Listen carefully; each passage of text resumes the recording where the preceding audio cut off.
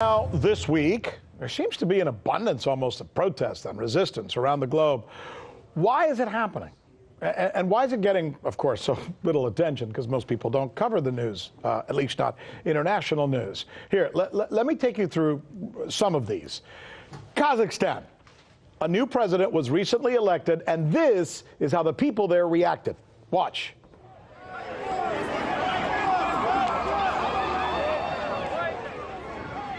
Mr. Tokayev won the election with 71% of the vote. Look at what happened on the streets. People seem to think he's too closely aligned to the ex-president, Nazarbayev. He was there for some 30 years, by the way. 500 protesters were arrested. All right, next, let's go to Hong Kong. Put it up.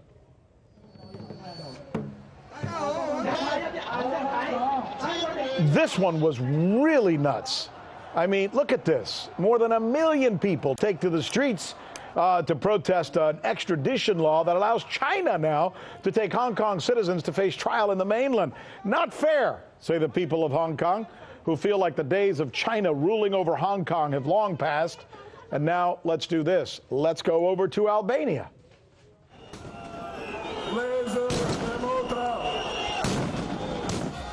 Can you believe this? I mean, all of this going on since Friday. These protests are because their elections were canceled. The president of the country recently stopped the election. That hardly ever is going to go over well. He said he had to do it to ease the political tensions. Thousands of Albanians took to the streets, some tossing Molotov cocktails at the police. And now from Albania to Moldova.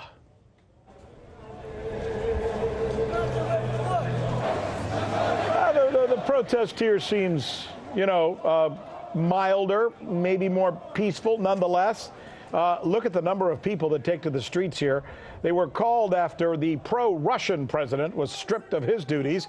Protesters have taken to the streets, but officially they say it could have been much worse. Still, authorities fear that violence could get worse, and in what is one of Europe's poorest countries. Now, finally, let's take you, staying in this hemisphere, to Venezuela. President Maduro has reopened the border to Colombia. Thousands of people immediately, it's like they knew it was kind of come or something. Suddenly thousands of people started crossing the bridge. They're going over there to buy food, medicine, and other household items. Police tried to organize it as best they could so they can get through.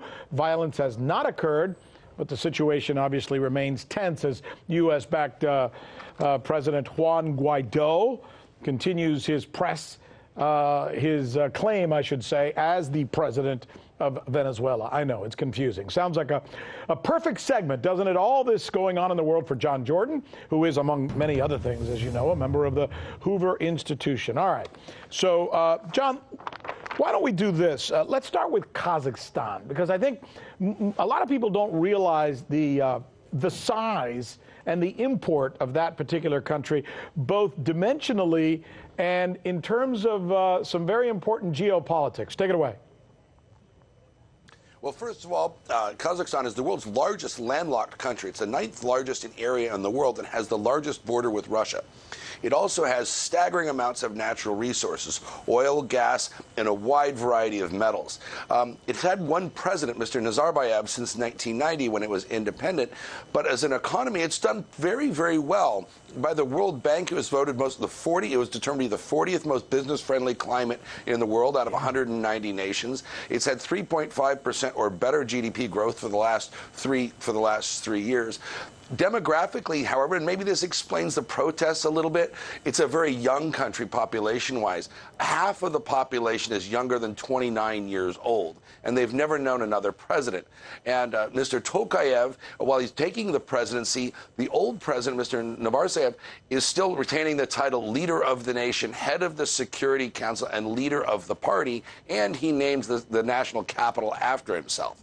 So it really isn't a transition in the formal sense of the world, and there is not a tradition of pluralism or democratic democracy in the sense that maybe we understand it in the West, but there isn't a lot of poverty. It's been a pretty well-managed country, too. I should add, and I don't know if we have a chance to have a map up. If not, many of you are smart enough. Everybody who watches this newscast is usually pretty smart, and you could Google it. But if you get a chance, Google the map of Kazakhstan and look why geopolitically, as John Jordan is about to explain to you, it is so important for Russia, whose chief export is oil. Right, John? Absolutely. And Kazakhstan is an exporter of oil and gas as well. If you look at the map, you'll see it's situated between Russia and China. Politically, Kazakhstan has maintained very, very close relationship with Russia, but it's also been fairly friendly to the West and has had friendly relations with China as well. There's also an enormous pipeline that goes from the North Caspian all the way to China, across Kazakhstan. So Kazakhstan truly sits astride east and west, and in addition to possessing vast mineral wealth, is also a route through which a lot of this liquid wealth, oil, travels.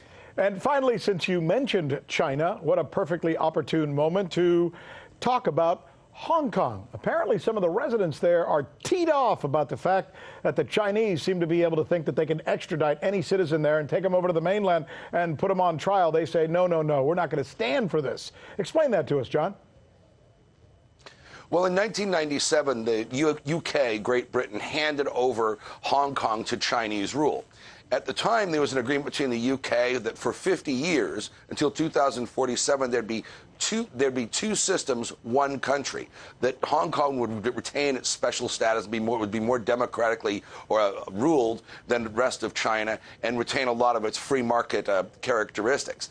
Now, it looks like they want to change the law such that a person can be extradited, as you just pointed out, Rick. But the current extradition laws of Hong Kong are the ones that existed pre-1997. And China is not a country to which, according to that body of law, which is still on the books, can be a resident of Hong Kong can be extradited. China is seeking to reestablish its sovereignty over Hong Kong, and this is probably this is perceived by many in Hong Kong as a route to by which perhaps certain voices and points of view may be silenced in Hong Kong as Beijing reestablishes its dominance over the island. John Jordan, as one of my aunts once said about me, he's handsome, he's smart, and he's got all his teeth. Thank you, John. We appreciate it. I'm Rick Sanchez. You found us on YouTube, and that's awesome. But you know what? I'm also live every night at 7 and 8 p.m. Eastern on DirecTV and Dish and cable and satellite, the RT app, and Pluto TV. I'll see you there.